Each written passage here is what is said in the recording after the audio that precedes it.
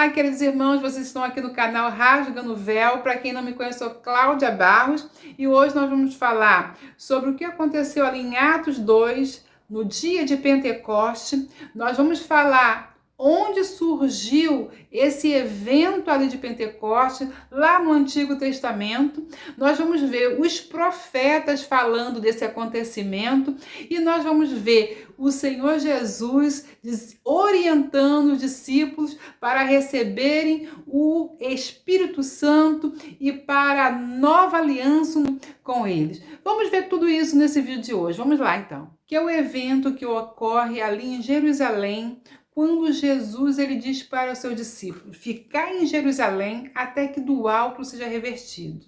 E no dia de uma festa que hoje nós conhecemos como festa de Pentecoste, eles são surpreendidos, eles são revestidos realmente de poder. E algo acontece. Línguas repartidas como de fogo vêm sobre eles. E eles falam em outro idioma. E eles são ouvidos por toda a multidão de judeus que estavam ali para peregrinar. E eles de outras nações conseguiam ouvir e eles conseguiram compreender toda a pregação nas suas próprias línguas. E isso é chamado dom de língua. Mas de onde saiu esse dom de língua? Isso é novo? Nós sabemos pelas Escrituras que nada é novo. Deus não chega no meio do caminho e diz: tive uma ideia. Não é bem assim que ele age. Ele age com um plano que está aqui. O início do plano está aqui, o meio do plano está aqui e o fim do plano está aqui. Então, de onde sai esse evento de Pentecoste com essas línguas que são repartidas ali no meio dos discípulos? E nós vamos precisar retornar nas Escrituras e achar as mensagens e os sinais que o Eterno vai deixando para nós, para fecharmos a compreensão e o entendimento de hoje. E para começarmos, nós precisamos entender algo, que havia uma única língua sobre toda a terra. Mas o Eterno, quando viu os homens se armando para ir contra ele, ele desceu e confundiu as línguas. Então as línguas foram confundidas pelo Eterno. E isso eu quero que você guarde aí na sua mente.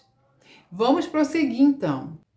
E eu vou avançar com você um pouco na história, vai me acompanhando e vamos chegar no Egito. E muitas nações vão para o Egito, mas um belo dia Deus envia um homem para tirar o povo dele do Egito.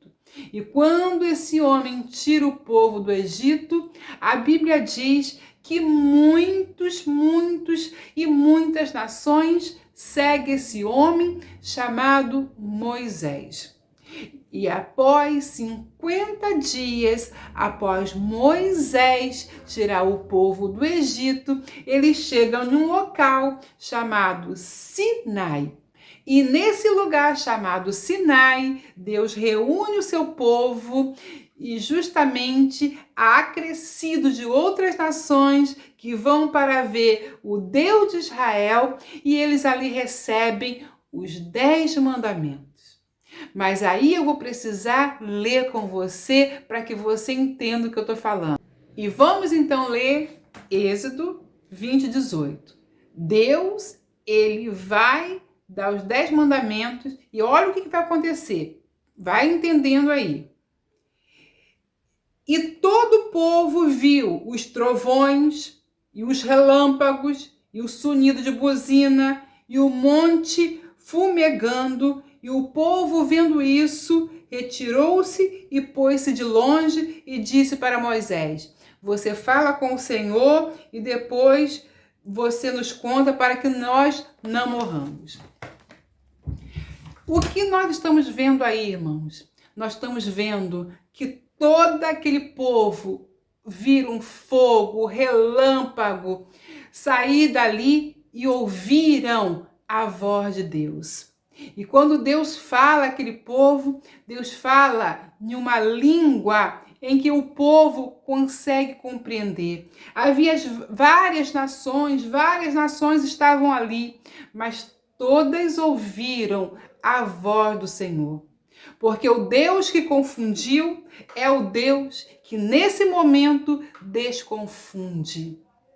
Nós precisamos entender que Deus desconfundiu a língua ali naquele momento e fez com que todas as nações ouvissem a sua voz. Então, o mesmo Deus que confundiu a língua em Babel, ele desconfunde no Monte Sinai. Então, os dons de língua começam aí, no Monte Sinai, 50 dias após o povo sair do Egito, nas festas da semana, Shavuot, o que hoje nós conhecemos como Pentecostes. Se você ligar lá com Atos, você vai ver alguma semelhança, porque diz assim: e de repente veio do céu um som, como um vento veemente e impetuoso, e encheu toda a casa em que estava sentado. É o mesmo movimento. Lá foi fogo, lá foi zunido, barulhos de trombetas. Aqui também nós estamos vendo que está acontecendo praticamente a mesma situação. E foram vistos línguas repartidas como de fogo. Só que naquele momento foi o próprio Deus que falou com todas as nações, com os dons de língua, usando só uma língua, e ele conseguiu se comunicar com todas as nações ali saídas do Egito. Aqui nesse momento, agora são os discípulos que são usados pelo mesmo Espírito e fala com todos aqueles homens que ali estão e conseguem compreender. Olha que coisa mais linda é o Deus de Israel. Olha que coisa mais linda é a ação do Senhor no meio de nós. E aí a gente fica olhando a lindeza da mensagem de Deus e a gente vai para um profeta. O profeta também vai dizer que isso ia acontecer, que esse dom de língua ia acontecer.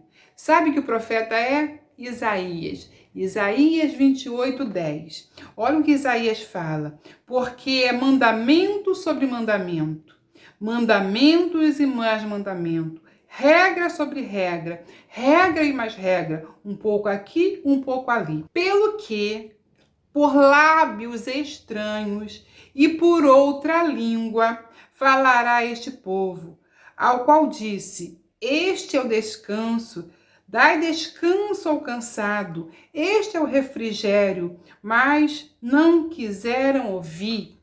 E não só Isaías, nós vamos ter um outro profeta que vai falar, vamos lá ler?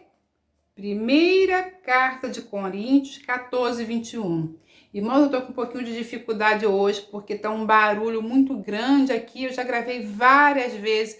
Eu não sei quantas vezes eu já gravei hoje. Agora eu vim para esse cantinho aqui para tentar ter um pouco de silêncio, porque está muito som. Então, vamos continuar aqui. Por isso eu estou dando uma explicaçãozinha para os irmãos. Está escrito na lei: por gente de outras línguas e por outros lábios falarei a este povo, e ainda assim não ouvirás, diz o Senhor. De sorte que as línguas são um sinal, não para os fiéis, mas para os infiéis. E as profecias não é sinal para os infiéis, mas para os fiéis. Então, o dom de língua é um sinal para aqueles que não creem. Por quê? Porque quando eles ouvem a mensagem, ela gera para eles o arrependimento. Por quê? Porque eles conhecem, eles ouvem a mensagem. A mensagem precisa ser entregue, porque a mensagem ela precisa ser entendida. As línguas, elas são uns sinais, um sinal para os infiéis. Por quê? Porque quando eles ouvem, pode gerar neles o arrependimento. Então ali, No Sinai, Deus ele desconfunde as línguas para que haja um entendimento do ensinamento da palavra, porque ele ali está ensinando, ele vai ensinar, ele vai enviar os seus ensinamentos. E agora estão os apóstolos ali, e eles precisam ser compreendidos para gerar arrependimento. E realmente gera arrependimento de quase 3.000 homens, que arrependidos eles chegam para Pedro e perguntam: que faremos? E ele diz que aceitar o Senhor e segui-lo.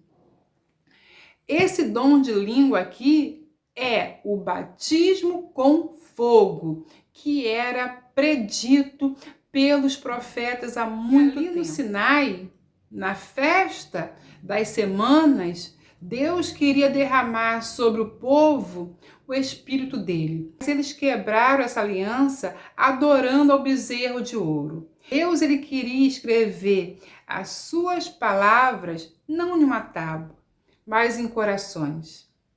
E ali em Pentecostes, Deus pôde então escrever a sua mensagem no coração dos homens, porque dali em diante o Espírito Santo passou a habitar em nós.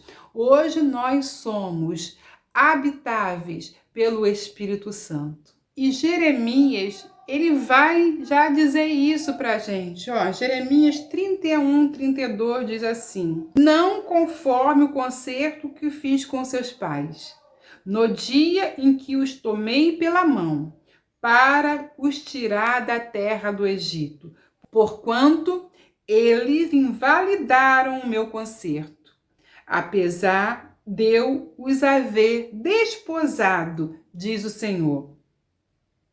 Mas este é o concerto que farei com a casa de Israel depois daqueles dias, diz o Senhor. E porei a minha lei no seu interior, escreverei no seu coração, e eu serei o seu Deus, e eles serão o meu povo.